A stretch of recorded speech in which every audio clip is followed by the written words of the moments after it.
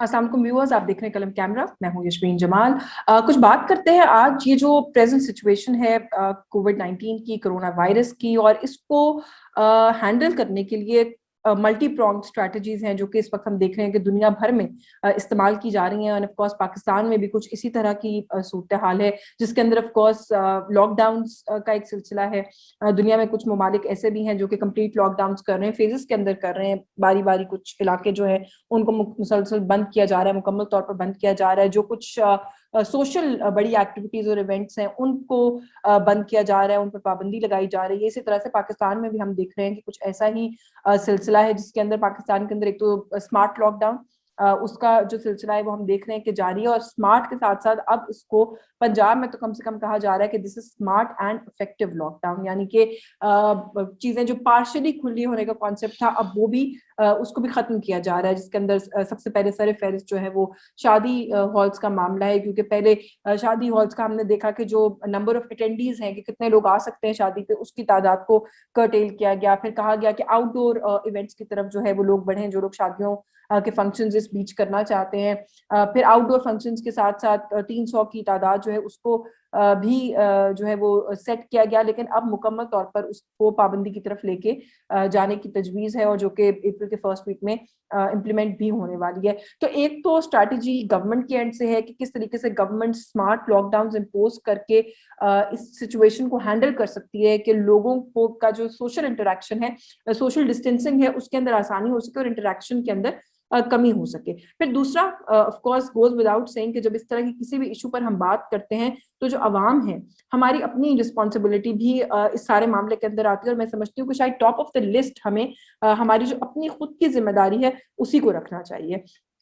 कि हम खुद कितने जिम्मेदार हैं। क्या हम मास्क पहन रहे हैं, क्या हम हाथ सैनिटाइज कर रहे हैं, क्या हम सोशल डिस्टेंसिंग कर रहे हैं, क्या हम गैर जरूरी कामों के लिए भी बाहर जा रहे हैं, हम क्या अपने प्यारों को रिस्क पर डाल रहे हैं, कुछ ऐसी गैर जरूरी गैदरिंग्स का हिस्सा बन के जो कि हम अवॉइड भी कर सकते थे लेकिन हमने अवॉइड नहीं की, क्योंकि हमने सोचा कि यार क्या होता है, इससे क्या ही हो जाएगा ज्यादा से ज्यादा। तो अगर आप इस थर्ड वेव की बात करें तो ये थर्ड वेव जो है हम देख रहे हैं कि इंतहाई लीथल है।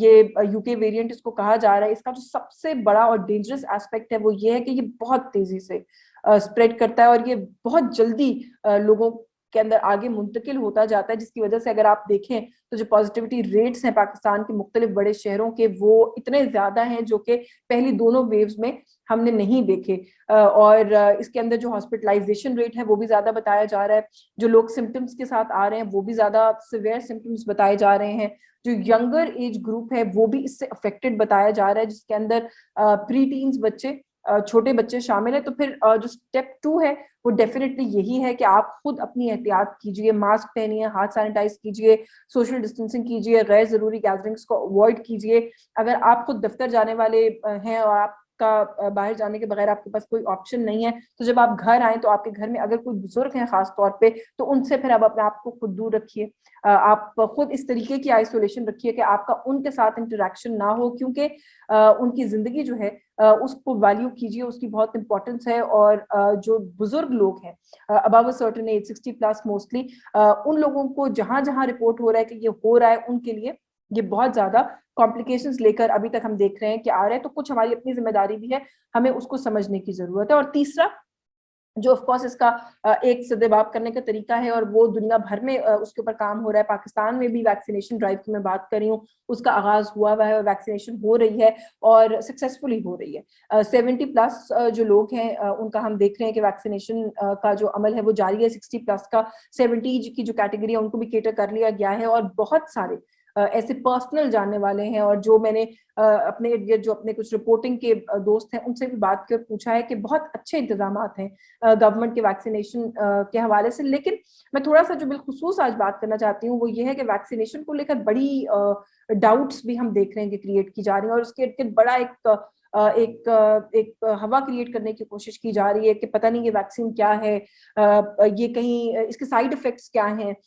ये नुकसानदेह तो नहीं है कहीं। तो हमें कुछ चीजों को अंडरस्टैंड करने की जरूरत है कि जो इम्यूनाइजेशन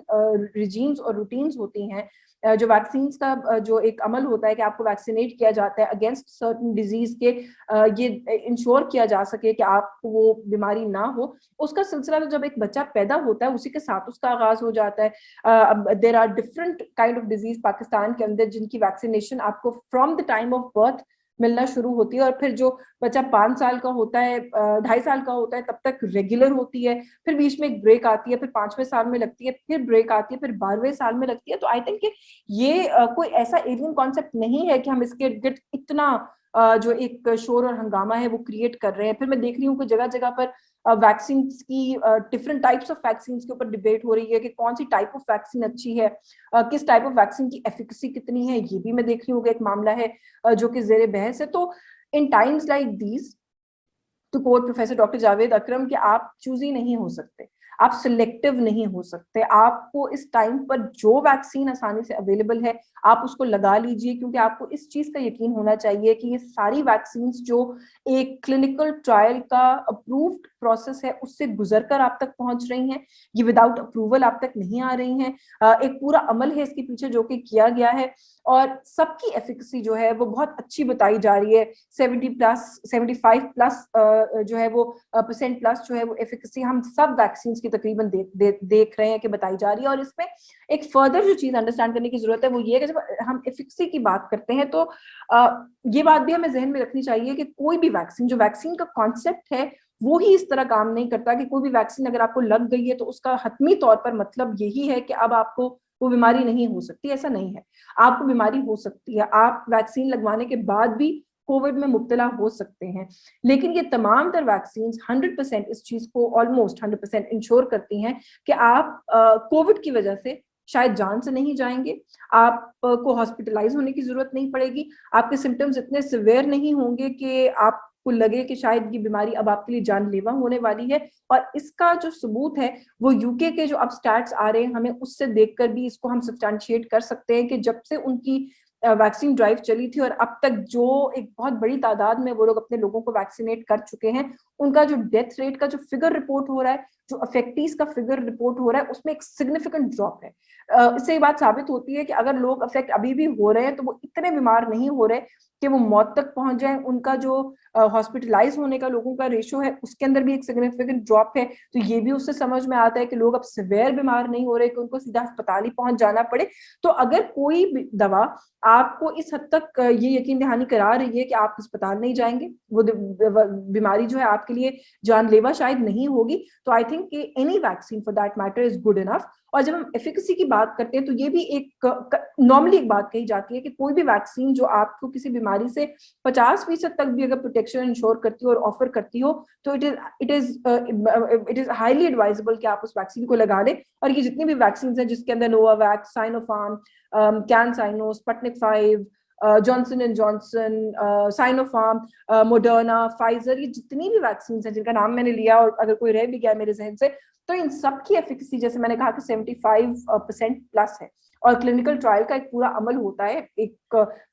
बहुत बड़ा ग्रुप, जैसे फाइजर की अगर मैं मिसाल लूं तो तकरीबन 43,000 लोगों का एक ग्रुप सेलेक्ट किया गया था जिसके ऊपर ये ट्रायल रन किया गया, जिसमें से कुछ लोगों को जो है वो एक्चुअल वैक्सीन लगाई गई, कुछ लोगों को प्लेसिबो दिया गया और फिर उनको मॉनिटर किया गया। और इस सैंपल के अंदर से जो आखिर में रिपोर्ट हुआ वो ये था कि तकरीबन 170 लोग हैं जो कि आउट ऑफ 43,000 कोविड का शिकार हुए। और जब फर्दर उसको स्टडी किया गया तो ये मालूम हुआ कि उन 170 में से भी 162 वो थे जिनको प्लेसिबो लगा था। सो बेसिकली सिर्फ 8 लोग ऐसे थे जिनको ओरिजिनल वैक्सीन लगा आउट ऑफ 43,000 पीपल, और वो कोविड का शिकार हुए। सो ये दिस स्पीक्स वॉल्यूम्स कि ये जो वैक्सीन है इसकी कितनी ज्यादा एफिकेसी है। और ये सारी बीमारी और सारा मामला of course person to person भी वेरी करता है, लेकिन